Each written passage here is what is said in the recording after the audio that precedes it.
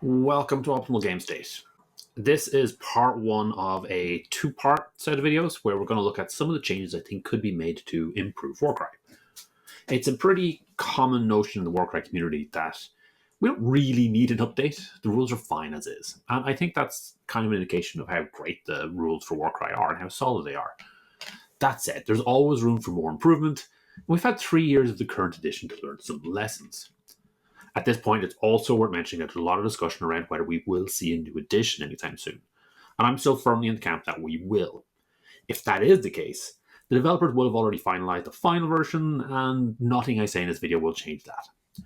If I'm wrong, though, there's always a possibility that GW have decided to abandon Warcry. In that case, it will be up to the players to think about how they want to play their own version of the game. With that in mind, I have split this video into two parts. In this first part, we will talk about the changes I think Games Workshop could do to improve the existing game and, focus it on selling their product. In the second part, I'll take an axe to the entire thing, and I'll talk about how Warcry could be restructured to be miniatures agnostic and no longer tied to Games Workshop. All right, let's get stuck in. First, let's briefly mention the core of this game, the essentials that make Warcry what it is.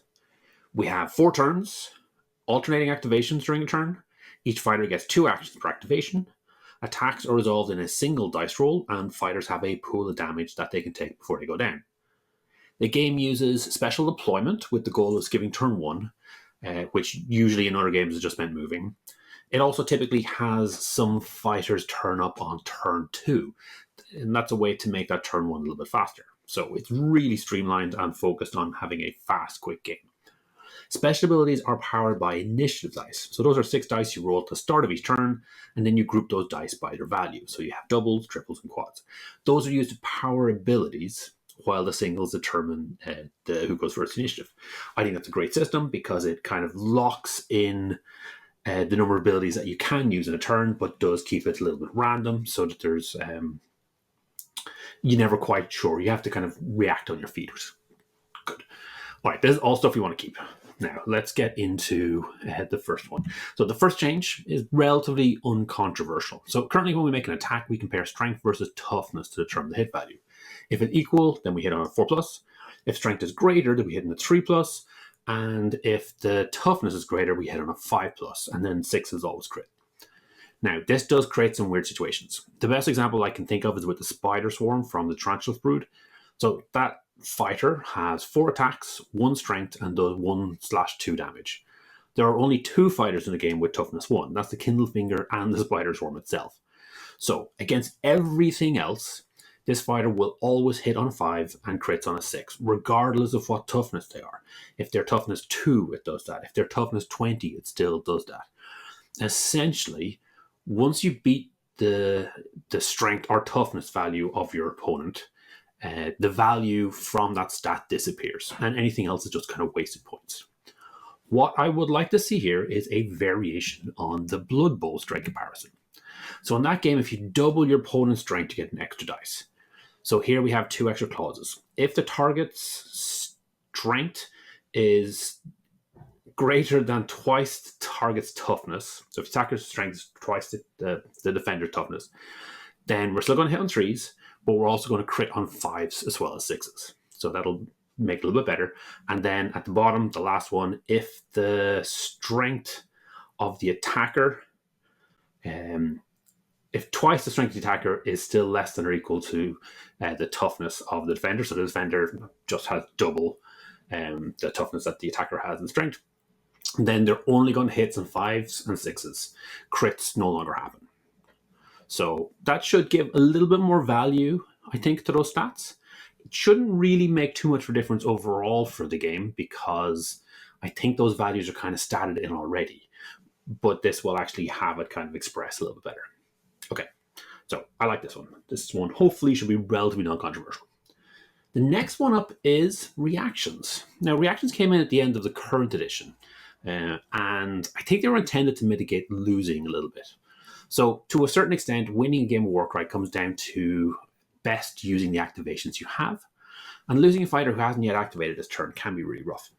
So we have reactions, and reactions let you spend an unused action to get some benefit before that fighter is lost.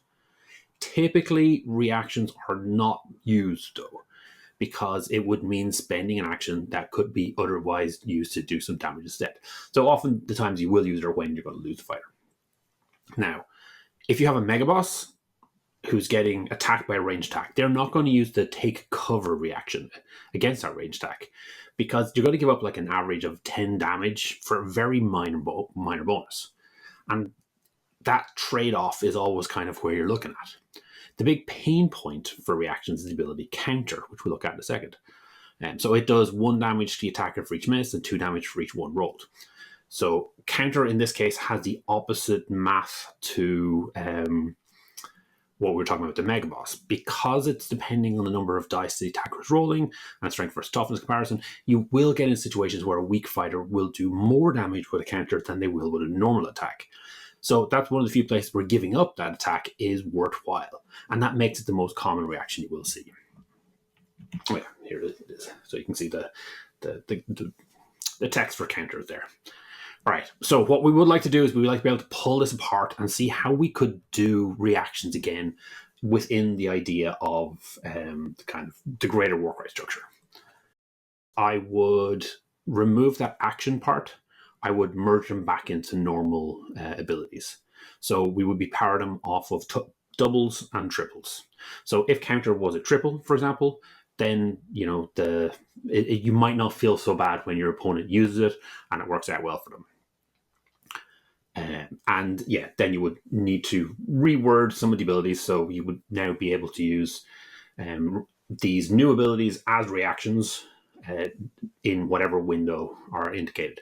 There is one problem with that though. So in this case, the fighter makes a reaction after they're targeted by a melee action, but before the hit rolls are made. I really do not like that timing window, because one of the great things about Warcry is you take your fighter, move your fighter, then you pick up your attack dice and you roll your attack dice.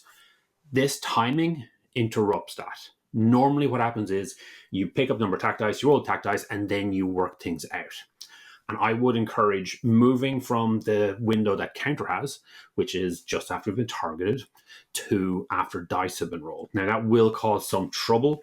This particular ability, you will already see how many hits and misses there are, which might kind of defeat the entire point of the ability. It might need to be completely revised.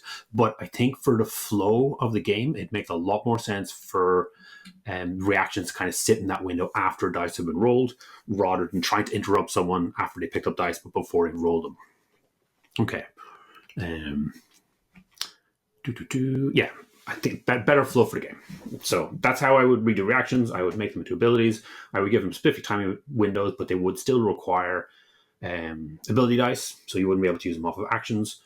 One thing that we haven't looked at there though is the advantage or the benefit for losing. So what you might do there is you might actually start giving the person who loses a fighter an extra wild dice. So every time a fighter goes down, you get an extra wild dice that can be added to your pool. We could also look at if there was a way to use it immediately. Now there might be some tricky aspects around that, because normally you change your ability dice with your wild dice in one section and you can't double them up. But if your fighters are dying, maybe that's a reaction. That's a limitation we might loosen, and that could be a way to help kind of do a bit of a comeback mechanic, which I think maybe was kind of part of the intention with reactions.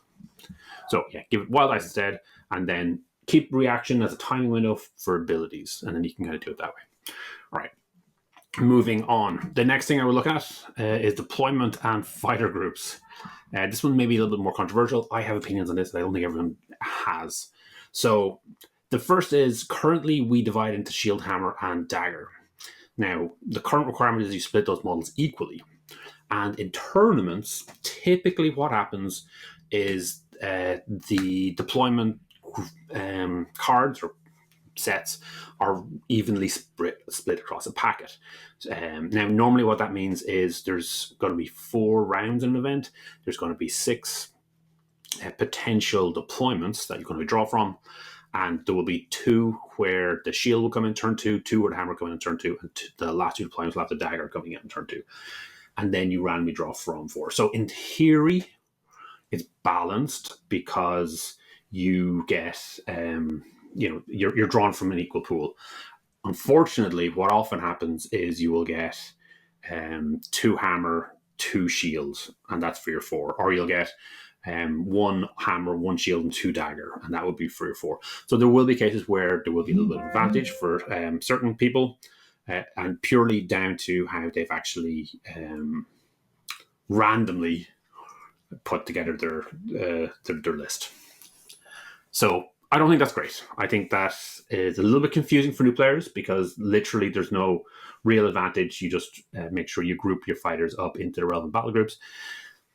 There can be a minor benefit that you can get if you're looking at a pack and you analyze in detail. You can kind of sometimes squeeze out, what fighters should be in what group. But for new players, like when they're asking about it, there's no real thing you need to do with it. You just make sure fighters that need to be together are together. Now, in the old version, in first edition, we did actually have 50% of the warband was in the shield.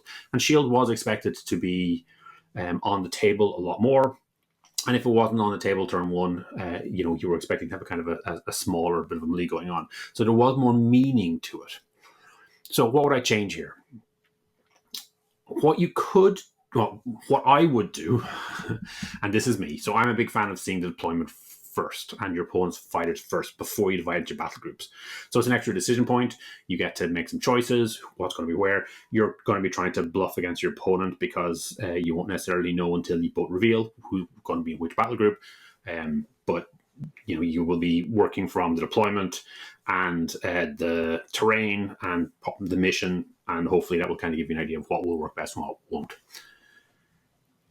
Another approach is actually to give a description to each of the names. So what you could have is you could call the shield your vanguard or the core of your warband. And you could call the dagger your scouts, that are fast and roam ahead. And then you could have the hammer as your reserves that are slower, but get the job done when they get there. Now, the key part there is if you're going to do this, you then need to make sure you design your deployment around those ideas. So you want to keep your shield, your core, to be on the table a lot more than the other two. Typically, when you're going to be deploying your dagger, you'll want that to be far away so that there will be a little bit more of an advantage of moving fast. And maybe you'll have your your hammer might be something that is always well placed, but is more likely to come in late. So if you have got some slow fighters, they'll be best off in that group.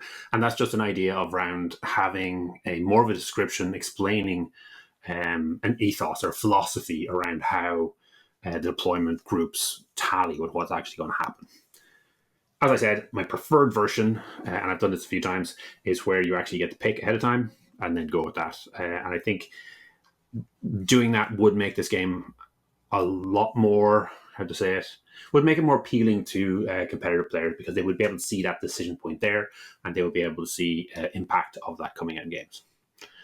All right. Speaking of tournament play, campaign and tournament play. Now, Warcry is often talked about as a beer and pretzels game, and it certainly can be. It can also be a very competitive tournament game or an engaging campaign game. Like the core of the game is really, really solid, and then you just build on it into kind of whatever format you're looking for. The perception that Warcry is a casual game probably stems from the random mission cards, which came out in the original boxes. So Hardiger had it, and then the very first Warcry box had it. And in those pools, there were matched play cards, and then there were a bunch of other cards. And people tended to just pick up the entire deck, shuffle them all together, get out a bunch of missions, and then play it. And in those, there were some pretty random, pretty crazy missions that sometimes were horribly skewed and didn't make for a good competitive game. Now, the good thing was you could get through the game pretty fast and then move on to the next game. And, the variety of having those was great. But it did lend itself to giving Warcry a perception of just being a casual, non-competitive, not very strategic, just put some models down and roll some dice and have some fun game, when it can be a lot more than that. Now, how do you get around that? And I think realistically, if you're going to a new edition, you really want to focus on the match play side. So you leave out all of those kind of wild and wacky ones, even if that means kind of limiting the number of options there are, and you just have match play, match play, match play. Look, narrative players and players playing campaign are perfectly happy to have match play. And have a bit of a kind of a fairer setup and a fair fight, and then later down the line you can introduce more wacky options, more fun options. Now that might mean you get rid of the cards altogether. I have to admit, I really love the cards, but it might mean you get rid of them completely, and then you just have 5 or 6 pages of combined missions. So that would be victory conditions, your twist, your deployment, and possibly your train, all combined together on a single page. So it's a well structured, well balanced, and good mission. Now, doing it that way means that people just coming into it, that's what they see, and that's what the impression they'll get, rather than what we've had before, which has been kind of crazy, wild stuff. On the campaign side, now I think there are some really good ideas within it, but overall the campaign system isn't working very well. Now, Dan on his channel Salty Sea did talk about this a little bit. One thing he mentioned was the encampment system is a bit of a pain, which I 100% agree with. Often what you'll do is you randomly roll into encampment, it'll give you more points, and then you'll have to spend more glory to get more fighters with more points, and then you'll lose that, and then you have to go back down to 1,000, and then you kind of have to just ditch the additional. At least I think that's how it works. Regardless, the encampment system, I know it's trying to sell a bit of a story, but the point limit thing just kind of makes a mess of things. Although there was less focus on it in second edition, I love the idea of the solo campaign. So that's where you advance and keep track of your warband, and then you can play games with anyone. You don't have to worry about how far into a campaign somebody else is. It doesn't matter if you've played 20 games and they've played 50 games. You can still play. You can still get benefits. You can still track what you're doing. There's a trick to that, though. It is no fun playing against a more powerful opponent. You still want to try get it a little bit balanced. Now, I think there are 2 ways we can take this. The first is to let the warband gain fighters, but still limit the number of fighters they can field. So that's a roster.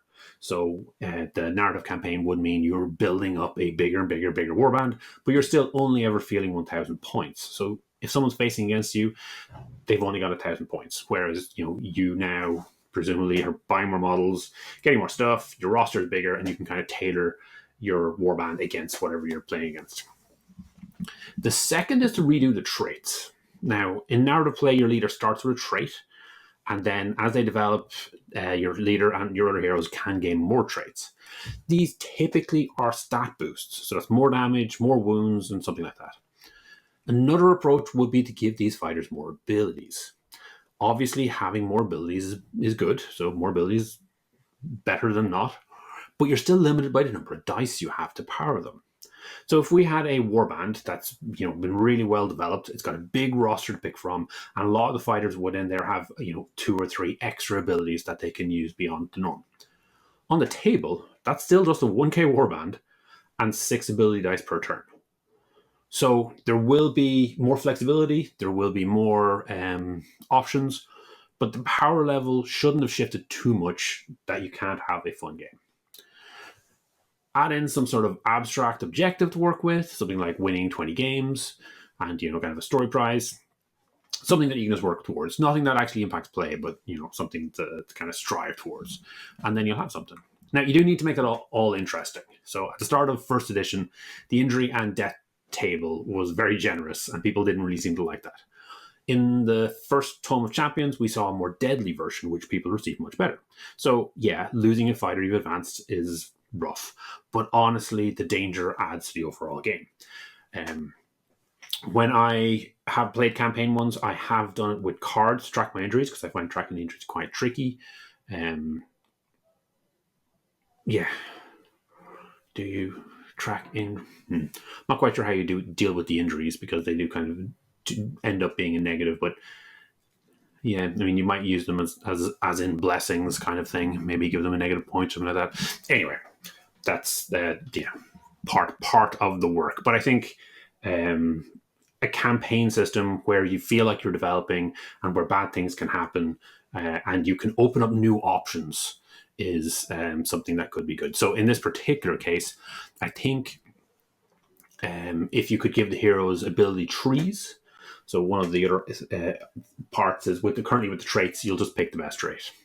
But if we had kind of a tree set up, so you had to pick your first one was from a limited selection, and then the second one would be from a different selection, and then as they go up, they get more powerful. So that would mean you'd kind of have options to kind of grow into things and something to look forward to rather than just picking out whatever is mechanically best straight away.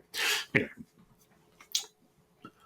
hopefully that is something that could be worked on and could get there. I know I don't have the answers straight away, but bear with me. This is just trying to get through all the various ideas. One of the big pieces of work that design would need to do is go through all of the warbands and update things. So they do this every so often, and they did do it for the current edition of the game. So they did a really good update, went to a lot of work, and updated all of the points. For this new edition, for a new edition coming out, I probably recommend against doing that. So that's because I think the current range profiles are actually quite good. We're not talking about a big shift, a big seismic change to what's happening. So most of the profiles should be able to change over. Now, obviously, if they wanted to make some changes like to reactions like I proposed, they probably need to go through the existing ones, update them to be doubles or triples, and probably adjust some of the timings or just redo them from scratch. There are also a few warbands that end up a little weak, which could get updated. And I definitely think we should be great to see battle traits included as kind of a core part rather than a niche add-on. So that's something great to see. And as a clarification, I think it's important for them to separate the rulebook and the compendium. The rulebook needs to be kind of standalone. Like the current rulebook that I have, I think I'd probably take the Norwood out of it. Like, I think you've got a real potential to have kind of a real solid set of rules within that, and then split off the campaign book. So you could do multiple campaign books, and then split off the compendium book. So the compendium book is where you've got all of the different factions and all the different profiles. And I think you could probably want to keep those separate. I think having the core rules in a different document is good. Anyway, we're getting ahead of things. But yeah, for the actual review, for going through it, I think like a lot of the hard work has already been done. There are definitely warbands that they can go into and they can update and touch, but I think those are ones that would be part of an FAQ, part of like a regular balance update, like every 6 months, every 3 months, whoever they want to do it. Like we saw with the Dark Oath, like we saw with the Oryx, occasionally, and the City of Sigmar, like occasionally they come in and they'll, make updates and give us basically brand new factions and make some changes. That is all great. They can keep doing that. They don't necessarily need to spend a lot of time doing that for the new edition, I think, just to kind of make it a little bit easier for them because there's a lot of things we're going to be working through. All right. The next thing is the release model. So to my mind, over the last few years, the best Warcry releases haven't been Warcry releases. They've been Age of Sigmar kits, like the Dark Oath or the Iron Jaws, which I mentioned, which then got Warcry rules. My understanding is that GW internally is very number-driven, and every department needs to, make a profit to justify its existence, when in some cases they really shouldn't need to. From that perspective, Warcry hasn't been doing great. As a product, though, Warcry has been doing really, really well selling Age of Sigmar models. So yes, I think it's great to get some Warcry specific warbands, but we don't honestly really need it. If I were GW, I'd be tempted to move all the Warcry rules online and free, fully support the game, but don't produce Warcry warbands anymore, and instead just have it as an alternate way to play with the Age of Sigmar models. So you can still keep churning out these boxes. So we've got those Lumineth River guys, and then what was Flame Wraith called? Ember or something, probably. You could still produce those as Age of Sigmar boxes. They just wouldn't be produced with Warcry cards, which honestly I feel is a big loss, but I think I can see it going ahead, especially, as we're having all these tariff issues. The goal would be to focus on selling Age of Sigmar models, using Warcry as an extra vehicle to sell those models, and then keep as much of it as you can within a PDF release. So, minimize the actual cost, but retain all of those customers who aren't interested in playing Age of Sigmar and just want to have a good time, with their skirmish game and with their models. Now, if you wanted, there are obviously a couple of boxes you could release. I did consider suggesting that the Fire and Jade Spearhead box get something similar. So that's a box, some terrain, and for Warcry, you'd want some better terrain that was in that. I think it was like 2 walls or something miserable. Some tokens and a card pack. That would be a great pack, but I'm not sure I'd necessarily encourage Games Workshop to go down that direction, just because I don't know. It's a lot of cardboard. It's a lot of stuff that is not really their specialty in making. Really, GW wants to be making more plastic models in their warehouse in Nottingham. That's kind of what they want to be doing. I'm not going to talk about moving over to a different model. So there is an argument to say that they should try do Warcry closer to the Necromunda model. And there's a lot of merit to that, but in this current video, we're just going to look at this as a way to sell Age of Sigmar. Okay, what have I got left? I think that's it. So yeah, pull Warcry from that 3-year release cycle, and I'll just keep supporting it on PDF as a way for people to keep buying Age of Sigmar models. That's what I think Games Workshop should do. In the next video, we will talk about what will happen if Games Workshop don't step up, and instead it's the Warcry community who have to take the lead. During that video, we will talk about how to make the Warcry rules completely independent, because you cannot copyright rules. So the concepts in there are fair game. Obviously, the phrasing and the wording are not ones that you can just lift, but, you know, like dice are dice, numbers are numbers. There's only so much of the IP that they can hold on to.